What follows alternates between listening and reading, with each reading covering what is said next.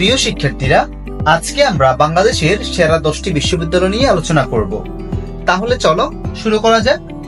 প্রথমে যে বিশ্ববিদ্যালয়টি রয়েছে সেটি হচ্ছে ঢাকা বিশ্ববিদ্যালয়। ঢাকা বিশ্ববিদ্যালয় 1921 সালে প্রতিষ্ঠিত হয়।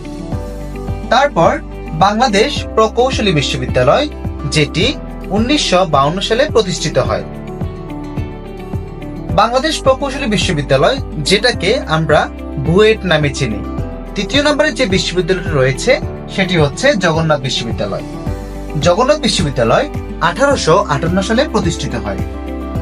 জাহাঙ্গীরনগর বিশ্ববিদ্যালয়, যেটি 1970 সালে প্রতিষ্ঠিত হয়। চট্টগ্রাম বিশ্ববিদ্যালয়, যেটি 1966 সালে প্রতিষ্ঠিত হয়। বাংলাদেশ কৃষি বিশ্ববিদ্যালয়, যেটি 1961 সালে প্রতিষ্ঠিত হয়। রাজশাহী বিশ্ববিদ্যালয় 1953 সালে প্রতিষ্ঠিত হয়। নর্থ সাউথ ইউনিভার্সিটি 1952 সালে প্রতিষ্ঠিত হয়।